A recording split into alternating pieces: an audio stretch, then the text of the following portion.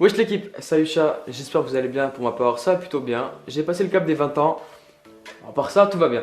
Bref, aujourd'hui, je vais vous parler d'un foyer qui est connu depuis un bon moment, qui est le foyer Labo RT, donc de chez Labo. Pour ceux qui ne connaissent pas la marque Labo, c'est une marque française qui nous vient d'Aix-en-Provence, qui sont spécialisés, même j'ai envie de dire reconnus, dans la qualité du verre qu'ils produisent, qui est donc du verre de laboratoire. Ils sont très reconnus pour leur forte résistance de chauffe thermique et ce sont des produits qui sont faits à la main par des artisans français.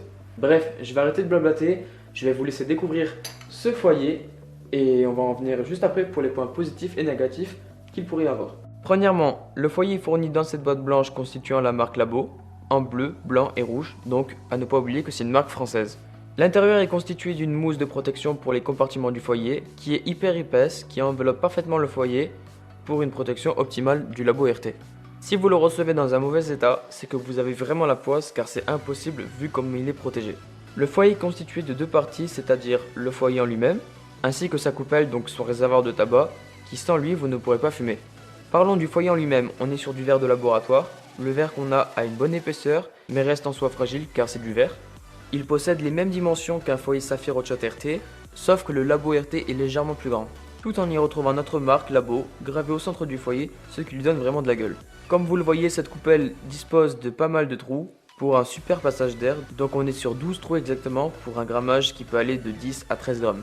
Pour la préparation, eh bien elle va être assez différente du Saphir Hotshot que l'on a tous connu. Cette fois-ci on aura besoin d'une découpe moyenne mais pas trop fine que l'on va déposer dans notre coupelle tout en l'effritant, mais que l'on va pas bomber le tabac, c'est-à-dire pas trop le faire remonter. Je vous dis ça car tout simplement on risque que le tabac rentre en contact directement avec la grille, donc vous me direz un overpacking sur une grille, c'est un mauvais bail. Pour le coup, votre préparation va devoir être réalisée comme ceci, et on aura juste à rentrer ce qui peut dépasser des extrémités du foyer. Et au final, tu prends ton pic à chicha ou bien ton cure-dent, peu importe, et on va juste dégager le trou central.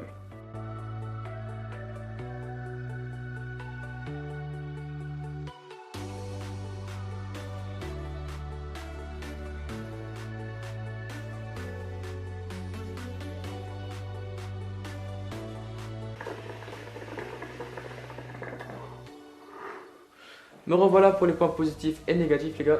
Donc avant même que vous me posez la question, ma config de ce soir, une MiG Mini Tradi, un manche de chez Labo, je ne sais plus du tout c'est lequel exactement, un foyer Labo RT, donc le produit en question, une grille Batcha et 3 Coco Palmes. Premier point positif, on est sur de la qualité française qui nous propose des produits en verre qui résistent à de hautes, fortes résistances de choc thermique. Donc c'est très appréciable pour les produits qu'ils nous proposent. Donc je trouve que c'est déjà un point qui est important à aborder. Le second point positif, on est sur un ressenti assez doux, bien présent, une fumée bien présente. Le ressenti est bien meilleur, après c'est tout à fait normal. Un foyer Saphir Hotshot RT, on doit être sur de la céramique ou de la terre cuite, je sais plus. Là on est sur un rendu en verre. Donc c'est tout à fait normal que le ressenti est bien meilleur, parce qu'on est sur du verre.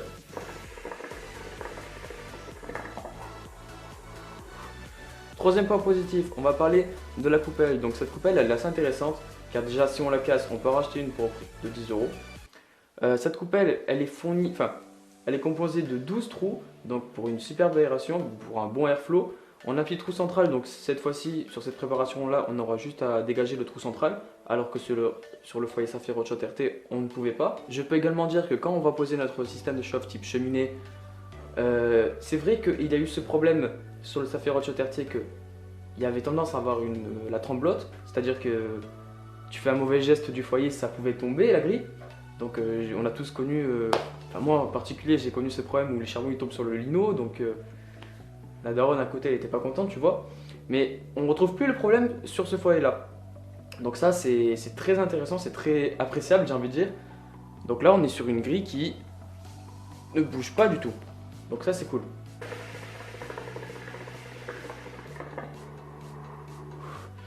Et son dernier point positif, qui est encore une fois sa coupelle, qui peut consommer de 10 à 13 grammes facile en tabac. Donc ce qui est très intéressant si on veut se lancer une session très rapidement. On peut fumer maximum 1h15 j'ai envie de dire. Donc c'est bien pour des sessions courtes, si on a envie de se lancer une petite session avant d'aller travailler ou si on n'a pas envie de fumer forcément longtemps. Donc ça c'est bien.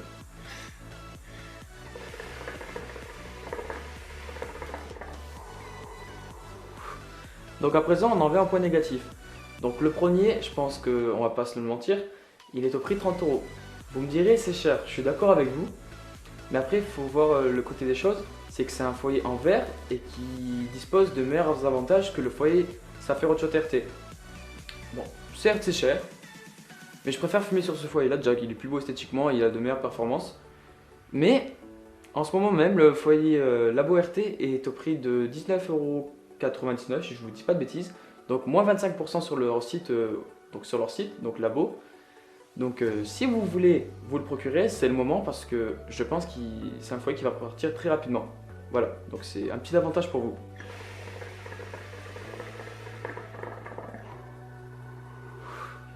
Et on en vient à ce dernier point négatif que j'ai pu retrouver. Donc je trouve que c'est un foyer qui n'est pas intéressant pour être fumé sur les systèmes de chauffe type Octopus Plankton, One Smoke et tout autre. Donc des systèmes de chauffe qui composent un seul charbon. Pourquoi ça? Parce que c'est un foyer en verre et pour le coup quand vous allez déposer votre système de chauffe, il y a des risques que ça glisse. Donc j'ai fait le test bien évidemment, parce que j'avais pas envie de vous dire de conneries et je trouve que ça glisse trop. Donc après, vous pouvez l'utiliser, mais comme on dit, à vos risques et périls. Ça peut tomber. Voilà. Bref les gars, on en vient à la conclusion. Donc c'est un foyer en soi que je trouve très beau esthétiquement, que j'adore fumer dessus, que ce soit en termes d'esthétique ou en termes de performance. Pour un très bon ressenti de goût, pour des sessions très brèves, donc d'1h15 maximum. Pour sa consommation de tabac, où on n'y mettra que seulement 10 voire 13 grammes de tabac, donc ce qui est forcément rien du tout. Et en soi, il est pas cher. En ce moment même, il est à moins 25% sur le site Labo. Donc il vous reviendra au prix de 19,99 €. Donc c'est bien mieux, ça vous évitera de le payer à 30 €.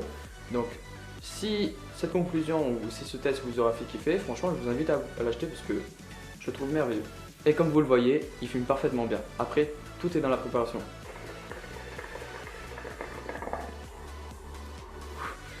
Bref, c'est la fin de cette vidéo, j'espère qu'elle vous aura fait kiffer. Je vous invite à vous abonner à ma chaîne YouTube, de cliquer sur la cloche pour suivre l'actualité de mes vidéos, de me rejoindre sur les réseaux sociaux où tout sera à la fin comme d'habitude. Et je te laisse sur ces 3 dernières notes.